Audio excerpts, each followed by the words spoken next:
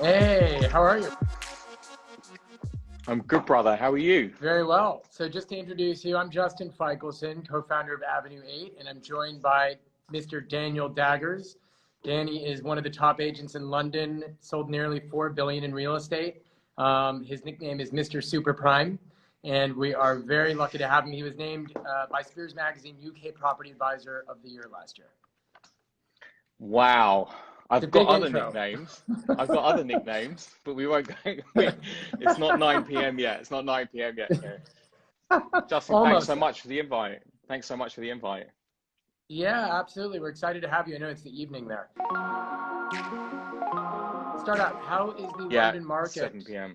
with, shelter in place and everything going on?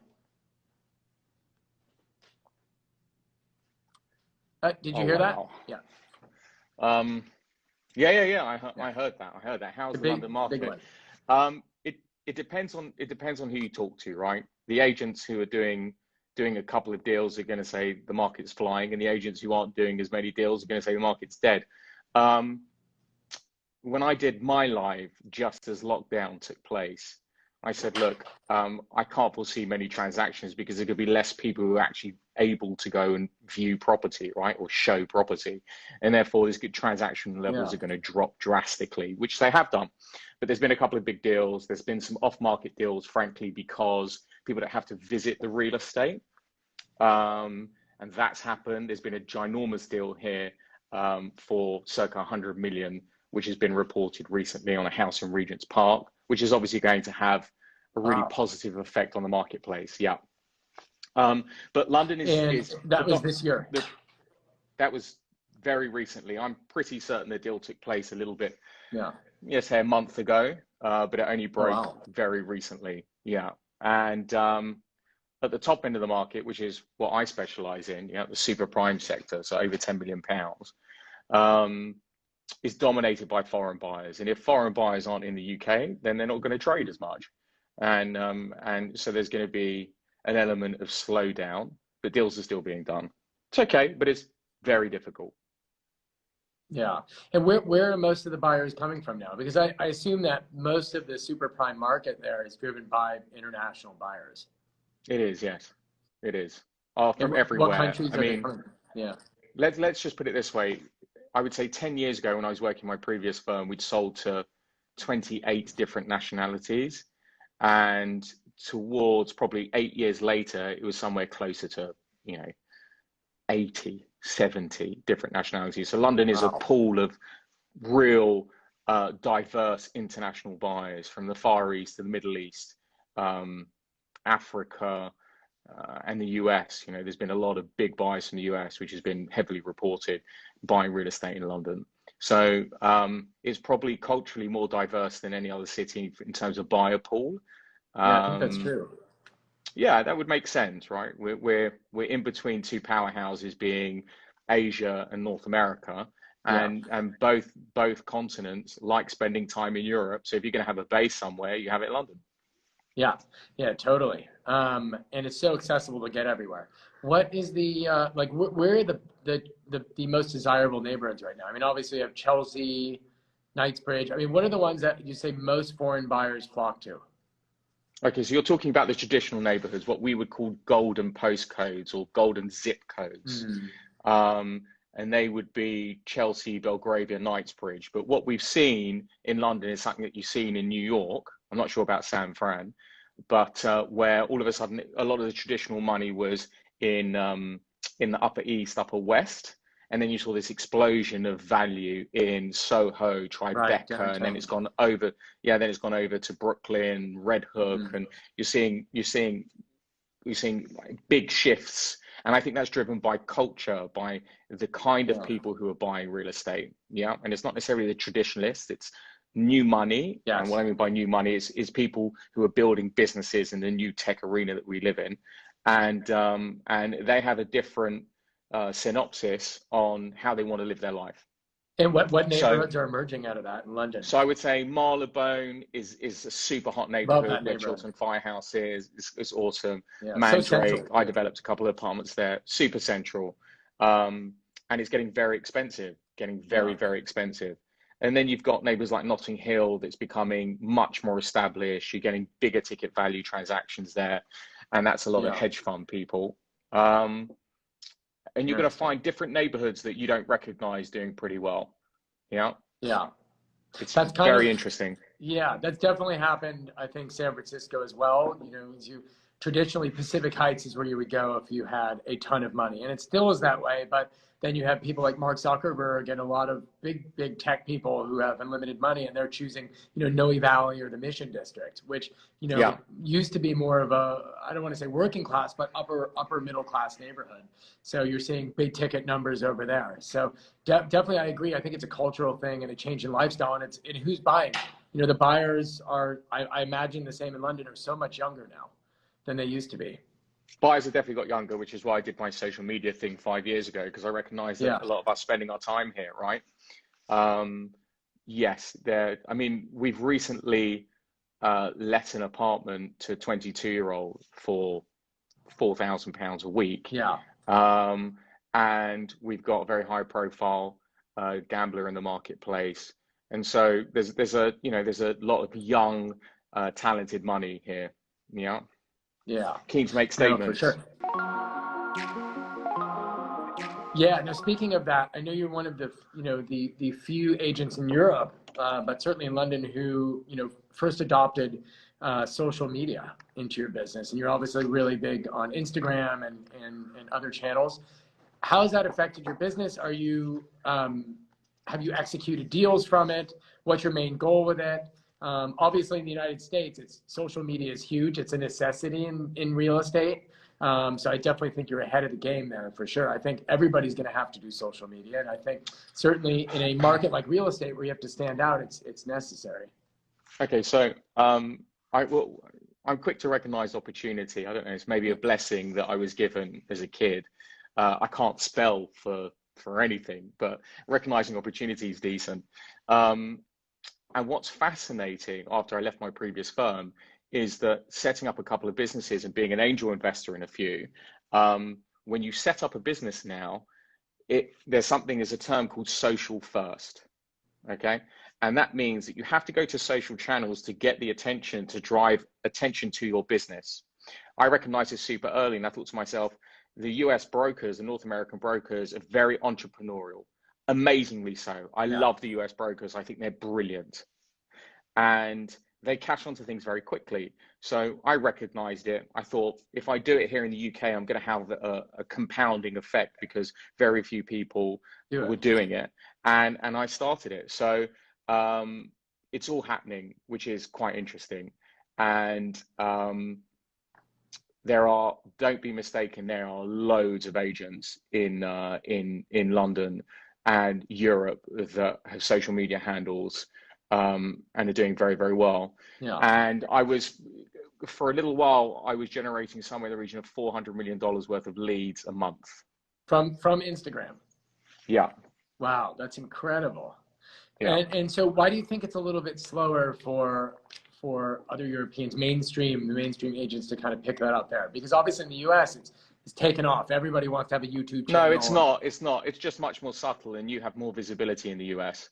So you've got shows there, and it's much more open. It's very different. And here we're a little bit more corporate and a little bit laborious in our approach to entrepreneurialism. I think that's true. But that's changing. That's changing, because what I find fascinating is how our age group. How old are you, if you don't mind me asking? 35. Okay, so I was going to say you're a lot younger than me. I'm 40.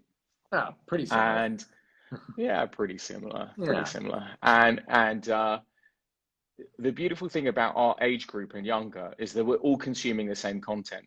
We're all watching the same TV shows. We're all listening to the same music. We're all watching the same movies. The internet's mature, which means that we've all got a lot more in common, but it also means that we understand each other better.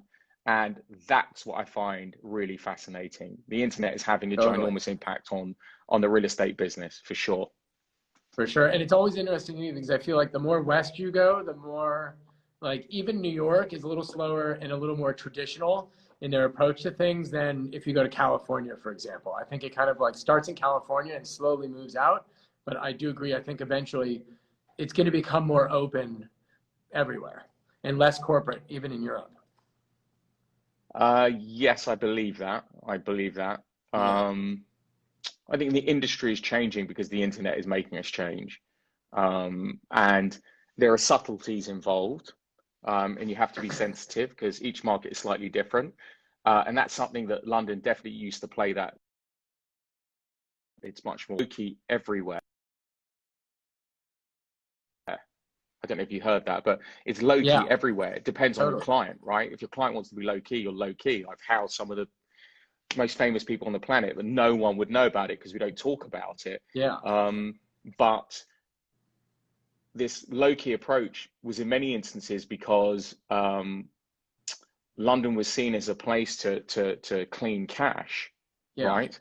And now we've got certain methods to our business where we all have to comply with anti-money laundering regulations and client Right. due diligence and stuff like that. So, you know, dirty cash can't spend any money in the UK. Yeah. And therefore, the people who are buying properties aren't ashamed to buy properties and they don't want to keep it a secret. They don't have to, right? Yeah. So, so things are changing globally Yeah. for sure. Because I think that is an interesting thing, particularly with London, because it's one of those places, like you said, it's near the middle, closer to the Middle East, closer to Russia and everything. And it's been looked at as a safe place to put money. And I know some of these buildings, you know, in Knightsbridge are totally, you know, you go there at night and the lights are off. There's nobody living there. Do you think that, so are you saying that? But I think you have that. I think you have that everywhere. And that's probably, I think that's partially due to the fact that London is just such a awesome city to own real estate in. Yeah. Okay. It's definitely I mean, one of those cities. Well, look, if New York, if you replace New York with London or vice versa, and New York was closer to the Middle East would be buying real estate in New York, right? Right. Yeah. So one thing that I'm very envious about with the US agents, and when you have sellouts of billion-dollar buildings, is the majority of those buildings are sold to US citizens, right? Or North American citizens. And that's a very comforting place to be in as a broker or as an agent, because you like to communicate. And therefore, it's easier to do deals. Whereas I have to be able to understand what the Middle Eastern buyer wants, the Russian buyer wants, the South American buyer. I mean, it's not just language. It's not just language. It's cultural differences. Cultural differences in doing the deal. Oh, totally. That's one thing as well. Yeah. I think like LA is pretty complicated in that too, because I think if you're New York, LA, London, I think are on, you know, there's international cities where if you have a lot of money, you want to own a place in for different reasons. San Francisco, I think is almost hyper local. It's, you know, we're very transient and people come and go and there's very few people from the city, but it's all tech based. So you buy a big house here if you're in tech or venture capital. So we don't have that same problem. So you would have. So tell me something. What's happening with COVID in North America? Because I looked at a statement. I think it was Zuckerberg, and he said that second tier cities are going to do really well post COVID because lots of the, how do I say, workforce can appreciate that they can work from home now and they can choose where they can work from. Yeah. Do you think people are going to navigate to second tier cities? I know there's the explosion of wealth in Houston and interest in Texas. Yeah. I think there is a lot of migration out to places like Texas or Florida because of the taxes and even Montana. The taxes are better. Cost of living is cheaper. You could get a house in Texas for, you know, the price of a studio in San Francisco would be more expensive. So, you know, there's definitely appeal there. But that being said, you know, I think in the end of the day, people who move to New York City want to live in New York City because of the energy.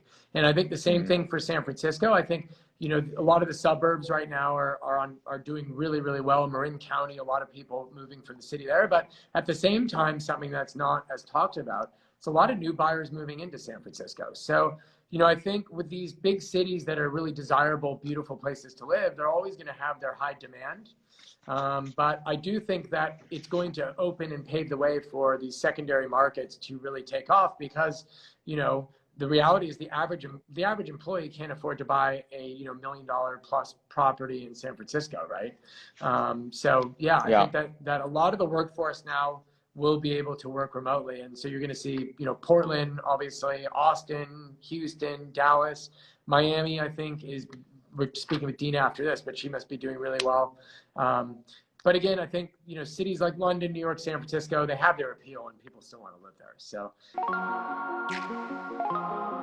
speaking of which, is London, with Brexit and all of this, is that going to make prices substantially cheaper, do you think? Because it's not, yeah? Or what do you think? No, I don't think so. People factored the Brexit thing in years ago. Yeah. You were buying a discount regardless over the past couple of years because the market dropped probably 5 to 8%, and then you had a currency drop of 20%. And so you were buying at significant discount compared to the peak in 2014. Totally. The problem, the issue you've got with London is that, let's say over the past 12 years, I've sold somewhere in the region of 10 to 20 properties a year over $7 million. Yeah. Okay. That's about, let's just say that's about 120 homes. A lot. I don't remember, or I should say accurately, I remember on the odd occasion that I could probably count on one hand how many times one of the buyers required debt to buy a property. Okay, needed to borrow money to buy a property. Now they might refinance afterwards because that would make sense to, because money was cheap or is cheap. Yeah. But they didn't have to get debt to buy a property, which means that a lot of the people that own real estate here in London are the super, super rich. They're not desperate sellers. Now, there may be after COVID because businesses may collapse and new businesses will be born, but we're not going to see such a significant drop in wealth from so many people that's going to make London, that's going to have an impact on London as a huge transactional state. Okay. Yeah. There'll be deals. I'm sure there'll be deals. Of course there will be, but I think to find them and be the first person is going to be very difficult. Yeah, I think that's the same thing in San Francisco. You know, I think, you know, the people who are buying the real estate have a lot of money to begin with. It's not easy to get a loan if they do get a loan, or they're paying all cash. And so, you know, they're more than qualified. And you know, yeah, there's going to be some effects on business, but at the same time, then there's new businesses that spring up that do really well. And, you know, I think this whole situation, we paused in March, but inventory went down and demand went down at the same level. So it really kept prices really stable. And now, you know, they're kind of back to multiple offers on certain properties. So it's not. Look, I can tell you now, I'm bidding for a client on something, which is an unmodernized house at circa £6 million. So what's that? $7.5, $8 million. Yeah. And there's 3 offers on it. Yeah. Well, there you go. Hasn't even come to market yet. Yeah. So if the asset's right and it's priced correctly, there's going to be buyers for it. Yeah. But I do think that the traditionalists in what we thought was a very good buy is changing because people's perception and understanding of how they want to live is changing. For sure. Yeah. Speaking of which, what is the biggest trend you've seen out there? I mean, here obviously it's people want a home gym and they want a big office. What about, like, is that the same thing out there, or what's the change? Are you talking in relation to effect of COVID? Yeah, shelter in place. Yeah. Oh, okay. I think if you can create a compound, that makes a lot of sense if you're super rich. So if you could buy a house with a garden and parking and have separate staff accommodation and plenty of room to chill out, that makes a lot of sense. There's some of my clients are living in the most luxurious buildings on the planet, but are based in London. Yeah. And they can't use their services, which must be extremely frustrating. Sure. So I'm going to be launching an amazing house, which is going to be circa $22 million. And the house has got a garden, a basketball court, a swimming pool, a music room, off-street parking. Like, it's got everything. And that's in London? Central London. Oh yeah, I mean, super close to central London, 5-10 minute drive from Mayfair. So this is it's going to be an interesting time. Yeah. Now, how did you get into real estate? I fell into it. Were you born in Israel or London? What? I fell into it. So my background is I'm Yemenite Israeli. My mother's Yemenite Israeli, and my dad's from East London. It's an insane mix, and one that I don't know Yeah. anyone has ever replicated before, and after looking at me, they probably won't do it again. But I was born and raised here, didn't do particularly well at school, wanted to be a professional footballer, wasn't good enough, probably, knew it in my heart of hearts. And as a Jewish boy, getting into sports is very difficult because we're made for business and talking, Yeah. and eating. Yes. But I fell during training with some friends and broke my collarbone. Started to study surveying, like structural stuff, and I didn't enjoy it. And then I worked in a small independent real estate company. I mean, like 7 people in a small office, and I worked there for 11 years and cut my teeth. Probably the best way to learn the industry, because every dollar or every pound made a difference. And then I moved to a very big organization and climbed the ranks there and did pretty well. And now I'm setting up my own business and That's awesome. Facilitating my client base. Yes, thank you. And so what's it, do you have a name yet? Daniel Daggers Real Estate. Very nice. That's exciting. Awesome. Well, congrats on that. Thank you. Yeah, thank I know you're going to do really well there. You already have your own brand, so that's a good thing. What about you? How's it going? Great. Yeah. So I've been on my own for the last 3 years, nearly 2 years. I think the whole industry is going towards that, more or less. I think, agents like you have your own brand on social media. I think having a platform, I co-created this company, Avenue 8, that we just actually launched right before shelter in place, which is a little crazy. Yeah. And now we have 10 agents and growing. But I think, our whole goal was to create a platform for entrepreneurial agents who somewhat, have their own brand, they're go-getters, and we're providing, obviously, broker of record, but the tools and, navigating social media and marketing. I think today, as you know, agents need to market digitally, especially now more than ever. And, agents are not experts on digital marketing. So it's something that we're really Well, no, but this is what I find. I think this is an amazing opportunity, because, frankly, no one's an expert at it, right? No one. It's trial and error and trial and error and Totally. trial and error. And when people look at the following that you amass and they go, oh, wow, look, why can't I do that in 6 weeks? And then they realize that actually takes a lot of time, takes a lot of investment.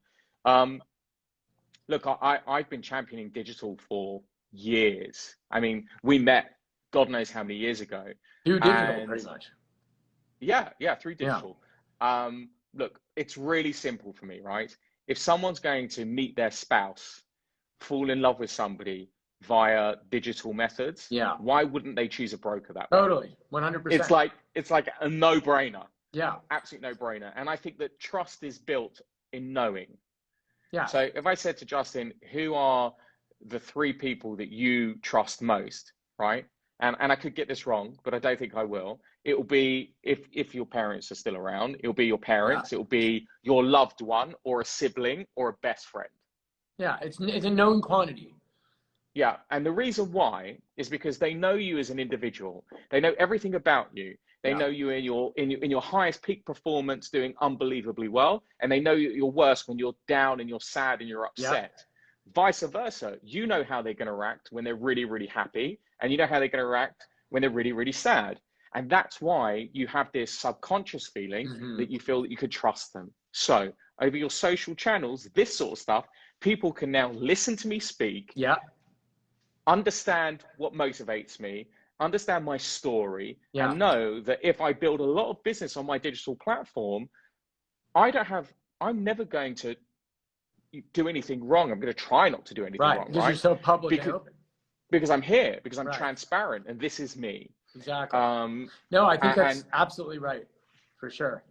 And I think this whole age of like the big corporate broker, I think is, it's been in a transition the last few years. And I think now more than ever, it's coming to light how fast it's transitioning because, especially when shelter in place came in, you see all these big brokers laying off people. They're wondering, how are we going to pay the expensive office space that almost nobody's using?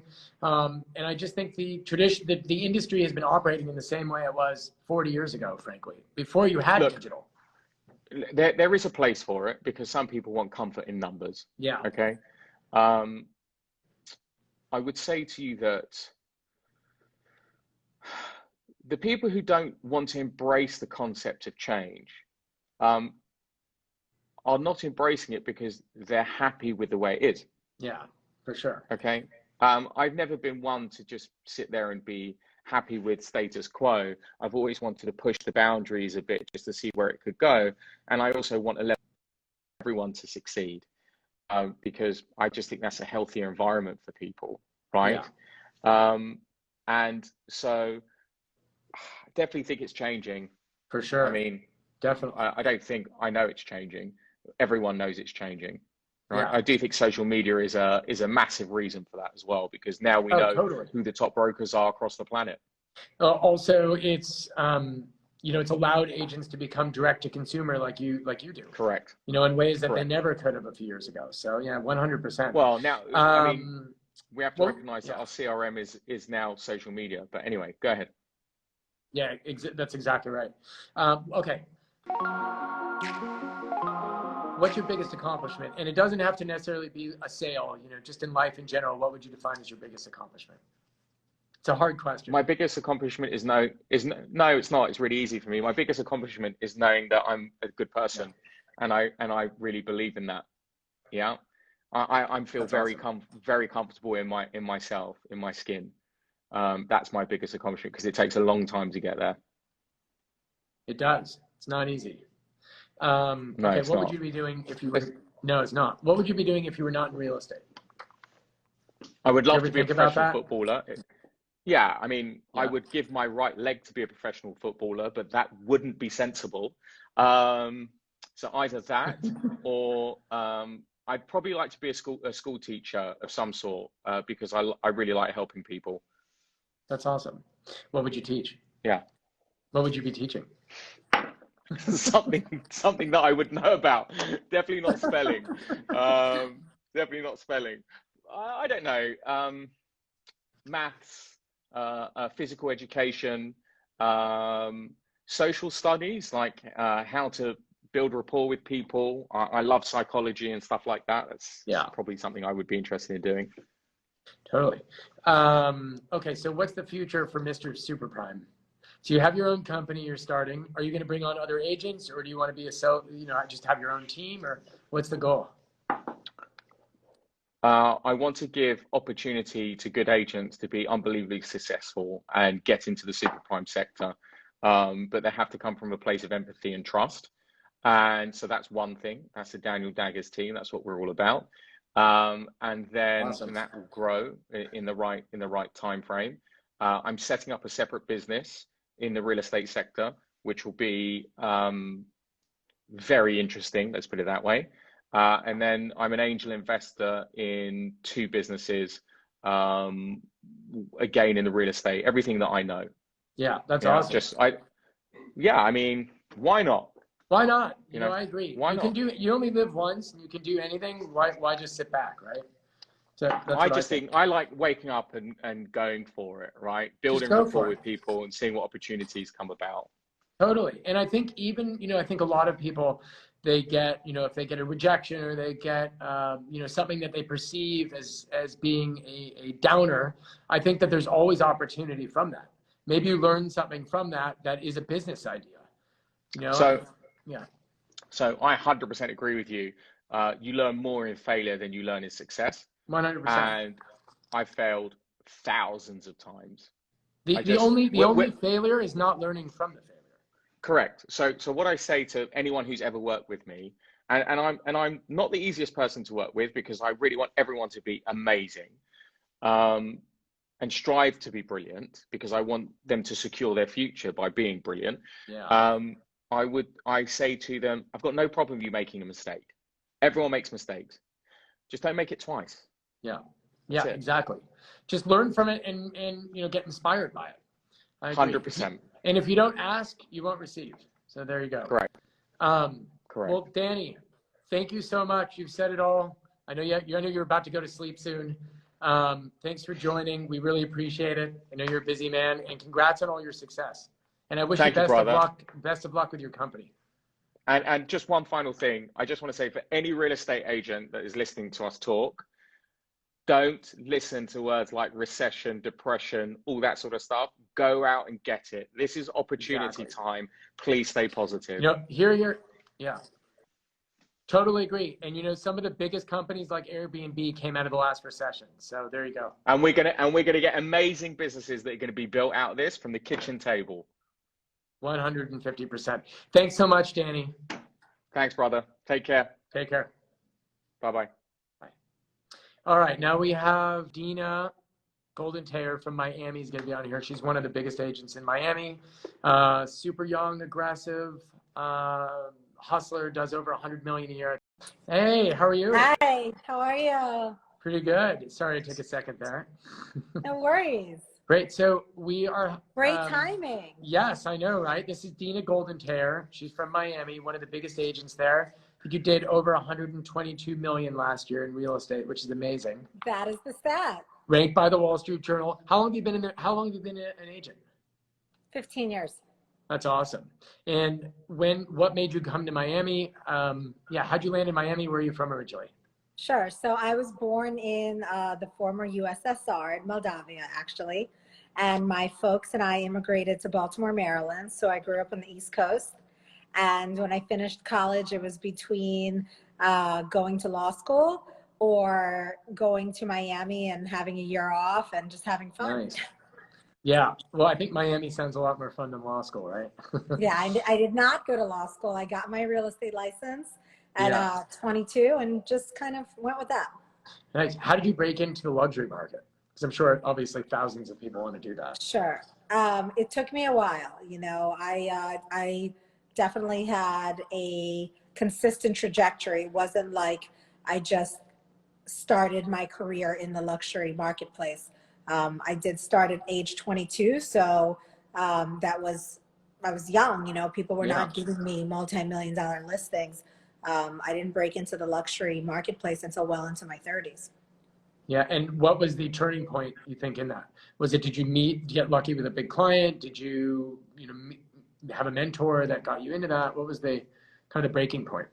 I mean, I don't know that I can specifically pinpoint a moment where I started taking multi-million-dollar listings, but it definitely synced with a mindset for me where I felt like, well, I'm worthy of these and I'm ready to take on these listings and I know I can sell them. And once I started projecting that, I did land those listings. That's awesome. And where are you selling most of your stuff? Is it Miami Beach? Is it the islands? I really focus on Miami Beach. I will go into Sunny Isles because I'm Russian and Russians love Sunny Isles. Yeah. But 80% of my business is Miami Beach and the islands. That's awesome.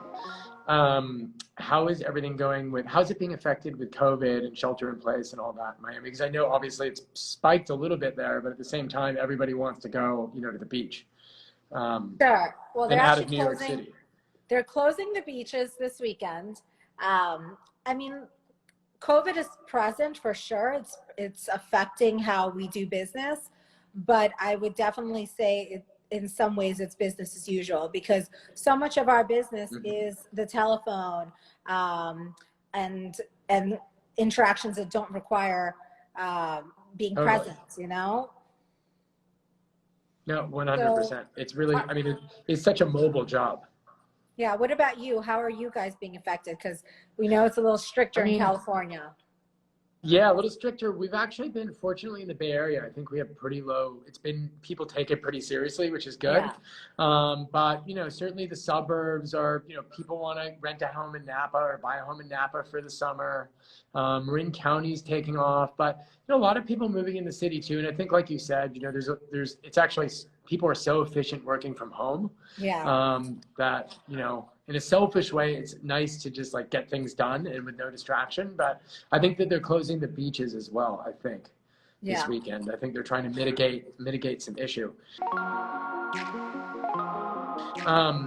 I know with Miami, a big thing, you obviously, I'm guessing, have a lot of clients coming from California and elsewhere for not just the good weather, but the taxes.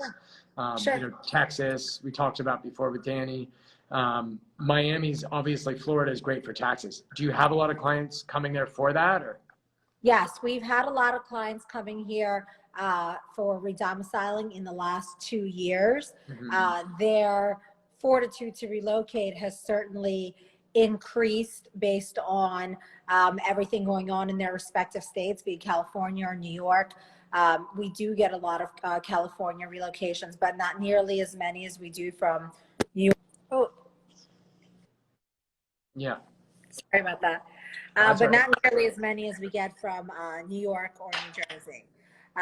So what's happening in those respective states right now could be seen as so far worse than just taxes. And it's really causing an influx of their upper net worth population to Florida. Yeah, because of more space, not on top of other people, that type of thing. No, I think more like major social unrest, the fear of having to shelter in place in a high rise when they could be in a house on the water. Everything that we hear about on the news. Sure. It's definitely helping the Florida luxury real estate market, which is interesting. And I know most of the foreign money is from Latin America. Like, are there specific countries specifically, or is it kind of all over the map? I think foreign money in Miami from Latin America is a given, but it's not what's talked about right now. The foreign money in Miami that is big money is a lot of Europeans. The Latin Americans, I mean, they focus maybe more on neighborhoods that I don't work on as much, hence why I don't have as much experience. But countries like Brazil, they're very exciting to Miami, but they go through their ups and downs. So it's New York, New Jersey. It's Americans. It's Americans with big money. The hedge funders, the Wall Street individuals, those that have sold their companies for hundreds of millions. We are in a boom year, and I'm sure at the end of the year, the stats, irrespective of what has happened the last 3 months, I think it's going to show that Miami saw an increase in sales prices and perhaps even an increase in volume. Makes sense. What's the big demand now? Is it to have that house on one of the islands, like Star Island or something, or is it to have a place in the Faena? Well, I mean, my business is split pretty equally between houses and condos, but after the quarantine, people really want a yard. They want a yard, they want a pool, they want a dock, they want to put their boat out back. So there's definitely been a lull in the condo market and a spike in the single family waterfront market. Got it. Yeah, I think that's the same here, more or less. And people want a nice home office, a gym, and outdoor space. Super important. If they're going to be stuck in their house, they want to they don't want to feel cooped up. So totally makes sense. Yeah. So I'm sure there's a lot of agents obviously who want to break into the ultra luxury market. What skills do you think you have that made you really successful from the start in real estate? Sure. And obviously it takes time, but. Well, I mean, I certainly didn't acquire the skill at the beginning, but my answer to that would be marketing. When you are a new agent, you see, the marketing expense as a major liability. Taking a listing doesn't mean you sell it. So the money that it takes to put into a listing, new agents often don't have nor want to commit. To really break into ultra luxury, you have to have a strong marketing platform. You have to be willing to spend tens of thousands of dollars on a listing that may not sell. It's 50-50 that these listings, if we're defining ultra luxury as above 10 million, that they're going to sell. So my marketing platform really helps me stand out. And where is most of it, like when you say marketing platform, is it print material? Is it digital? If it's digital, like what channels specifically? It's everything. I have a 100-step marketing plan. Of course, a large portion of it has shifted towards digital and social media, but I certainly still very much rely on traditional, open houses, direct mailers, occasional print ads as well. I definitely feel like I want to have a well-rounded marketing plan.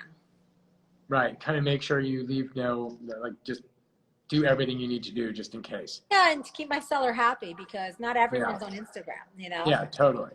Sometimes I do think that's definitely true. I think sometimes you do things just to make them happy, even if it's not necessarily the best use of the funds marketing wise.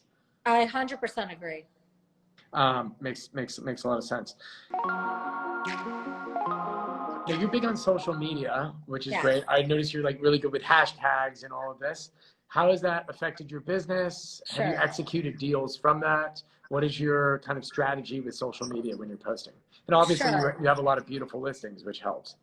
It does help that most of my listings are beautiful. So I have great content. Yeah. There's never, I'm usually behind on things I want to post. Very rarely am I scratching my head of what to post. I try to capture my personality. You know, I also try to keep it very professional. I'm not using my social media to comment on world affairs, Right. or really going too much into my personal life. I would say 90% of my posts represent my business, and it's a reflection of how I spend my time. 90% of my time is my business. And have you gotten deals or executed deals from Instagram, for example?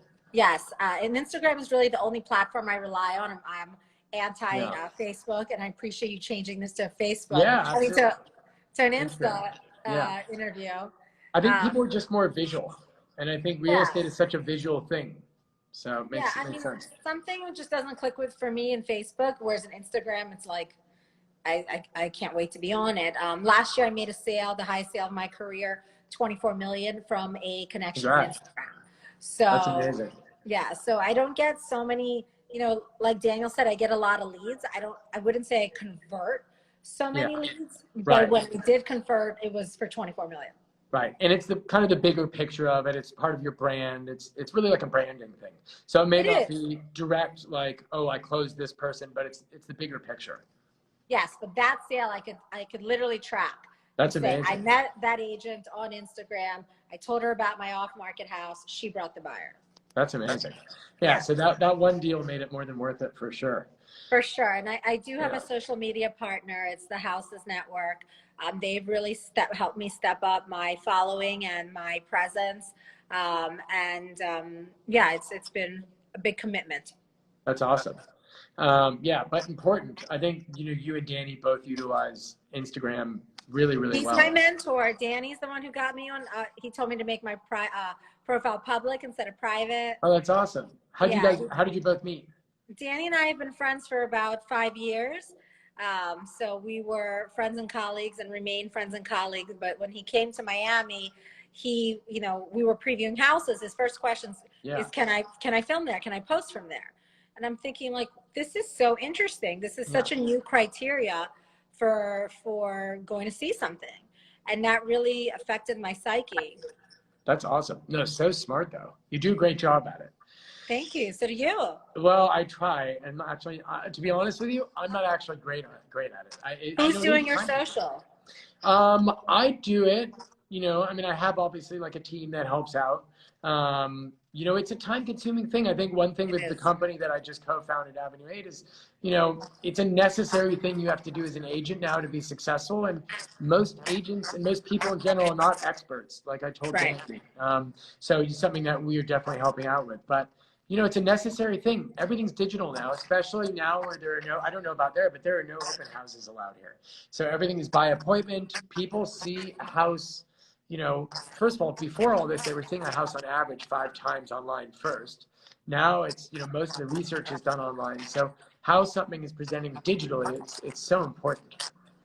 That's so true. I mean, I think it's important to really, like, we only have so many hours in the day. I do my own social media. You know, I have someone that helps me with engagement and promotions and all that fun stuff, but I'm in charge of all the content. So I think that has been, I think people feel that, hey, these are my words and my posts, and that's been one of the reasons for my success. That's awesome. It makes a lot of sense. What's your biggest accomplishment? Doesn't have to be in real estate. Maybe it was that $24 million deal, maybe not. Just in life in general, would you say? Ooh, my biggest accomplishment in life. And it doesn't have to be just something to you that was really important. Yeah. I guess I'll just relate to whatever is the most relevant in this moment, and it's my house. My husband and I just moved in here last weekend, so I am coming to you live from our new house in the area that I work the most, the Venetian Islands. And that's been pretty exciting because it's a real labor of love, of time, of money, and, you know. So exciting. Yeah. And then I'm assuming have you finished designing it and furnishing it? Well, no, because everything's on back order, but it's about 50% of furniture's here. Well, that's something. Yeah. What would you be doing if not in real estate? I think I would have a marketing consultancy agency. I really enjoy the creative process, and it's a strength for me. Yeah, well, you're really good at it. And obviously, I think real estate is all, it's marketing. We're marketers pretty much. We're marketing agents. I always say that. It's so true. Yeah. I mean, I think especially in a hot market like San Francisco or Miami or New York, you can stick up a sign that says for sale and a place will likely sell. But the difference between that and getting a really good agent is the agent is going to market it to people that otherwise wouldn't have seen it. Not everybody looks online on Zillow. Yeah. So one thing I say to my sellers, especially for the listings that are like fully renovated, like, well, hey, you just gave 3 years of your life to this renovation or this ground up construction. Don't you want it represented by someone who has the same like visual, totally. Attention to detail? Because I mean, it is a nightmare to get these houses to look the way they do. So to just stick it in the MLS and a sign in front, that's not in alignment with most people's goals who do give 3 years of their life to a project. Right. And it all comes down to how good does the marketing look, the photos and all this. It really needs direction. For sure. Totally agree with that. Sure. What are your goals for the future? Do you want to one day have your own company? Do you want to stay where you are? I mean, what's your goal? Do you want to have a big team? I'm really like content with where I'm at now. I have a medium team. We're 7 people. 3 of them are back office. I love everyone I'm working with. I love the neighborhoods I'm in.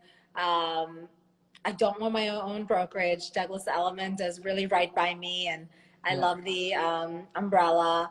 I just feel like I just want to keep doing what I'm doing, and the more of that I put out, the less prospecting I have to do because my phone rings. Totally. And when you said you have like, 3 or 4 team members aside from the back office, how do you select them? So like, what are the skills you're looking for there? Sure. I mean, I get, I'm sure you do too, every week I get 5 to 10 requests of people who want to join my team. Right. And I just, how do you sift through that? Like, who's you looking for? Because obviously I feel like it's a fine line. You don't want the agent who's going to just come there and then move after 6 months. I just tell them all the same thing, which is, hey, bring me into something, because I don't have an overflow of business that I can't handle. I'm just right with my current team. Yeah.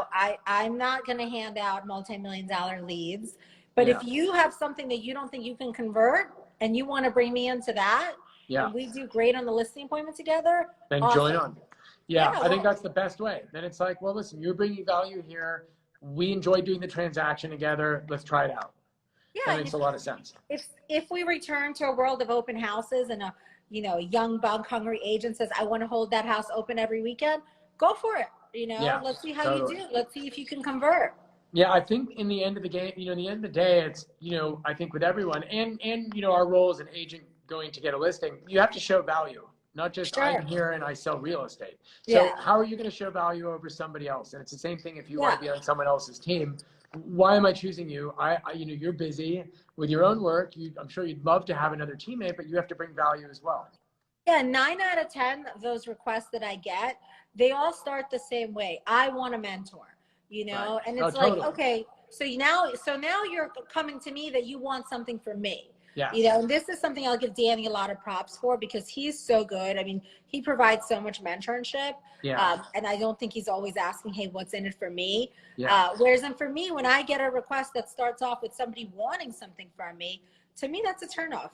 Yeah. Well, no, I agree. And the thing is, it's like, okay, if you want my time, what are you going to bring to the table as well? And I think just in life in general, showing value is very important. 100%. You're so right. Yeah.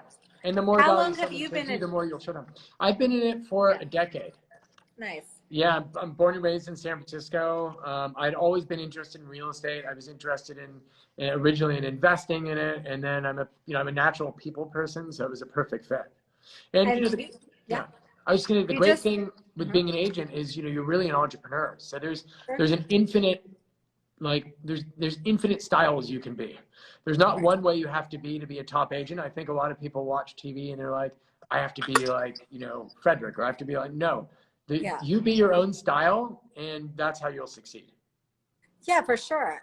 But I think recently you partnered up or started a new. Yeah, so I co-founded a new company. We've been working on it for 2 years, and it's a platform for entrepreneurial agents. I think that, because of social media in large part, agents are direct to consumer in ways that they weren't before Instagram. And, I think agents don't use the office space as much. They're being handed this, having to pay for the high overhead cost of the office space. Yeah. I think also, as entrepreneurs, being able to have the power to set your own deal terms is really important in your individual market. So is Avenue 8 a brokerage or it's Yeah. Oh, wow. We're a brokerage. We're venture backed by phenomenal investors. We just brought on California. yeah, I know, right? But I think really with the passion to, change the industry, and, I think the change has already been happening. And I think what the shelter in place has really accelerated it. So we're really excited about it. Yeah, we have our staff. I'm the only person from real estate on the staff. We have, my partner comes from design and finance. We have director of engineering who comes from, wow. He just came from Uber. He was an engineering manager. We have people from Salesforce, from Warby Parker and marketing. So really, really exciting team doing things very different. Next level. Yeah, really excited about it. I think like Danny was saying, like you were saying, like, don't just sit back and like take life as it comes to you. Like go out there and get it, because you could do whatever you want. So what is the service that you guys are offering your agents? That's so different. we're a full-on brokerage, but we really lean into marketing services. So like we were discussing, digital content is super important. Digital marketing, Instagram, social media, and how to navigate this omni-channel marketplace. It's very difficult. Even for myself, it's difficult, let alone 99.9% of agents out there. So how are the splits? We are flat fee. And that's out of a value. I don't believe that. Is that common in your marketplace, or are you pissing everybody off? No, no. So that's just on the agent side. It has nothing to do with the consumer. So we just believe that agents are basically, you run your own team and your own business. You have your own logo and everything. We have a great brand behind you. But ultimately it's up to you to set your deal terms. So if you want to do 6% and that's how you structure your business, great. And there's some agents who spend $20,000 a month or more on marketing, and they have to be enabled to do that, right? So, other agents want to pay for their own office space. Other agents don't. I think we are, again, for a platform for entrepreneurial agents, and we provide them the necessary tools to enable them to do their business. Very cool. Yeah. Congrats on that venture. Yeah, thank you. Yeah, we're really, really excited about it. So, more coming from that soon for sure. You've got a question. What's the fee to the agents? The fee to the agents? Well, if you want to learn more, you can certainly DM me. There you go. We can set up a call and discuss. There you go. Yeah, but I just think that you should feel like you are receiving more value from the brokerage than you're paying it. I think that's very fundamental. Sure, I 100% agree with that. So true. Totally. Yeah, and it comes down to who you're working with, who the team is behind you. Okay, we'll wrap this up a little bit. Favorite restaurant in Miami, because Miami has such great food. My husband has a restaurant called Caviar Russe. Oh, nice. It is Michelin starred in New York, and in Miami, it's an amazing restaurant in the Four Seasons. They don't have Michelin stars here. We're just not cool enough. So I definitely say Caviar Russe. That's awesome. I'm going to have to check it out. Please, I hope you come down for Basel if we have a Basel. I know if they have it. I feel like I was just there in December because nothing, was shelter in place and nothing really has happened since. The time just goes by like this. Yeah. Okay, favorite vacation spot? Paris. Yeah, it's a hard one to beat. Yeah. Yeah. Nice. Well, thank you so much for joining, Dina. We really appreciate it. Justin, thanks for including me. Yeah, likewise. And come visit San Francisco and we'll show you some real estate. Come to Miami. For sure. I'll let you know when I'm there. Amazing. Okay. Thanks again. Care. Have a great night.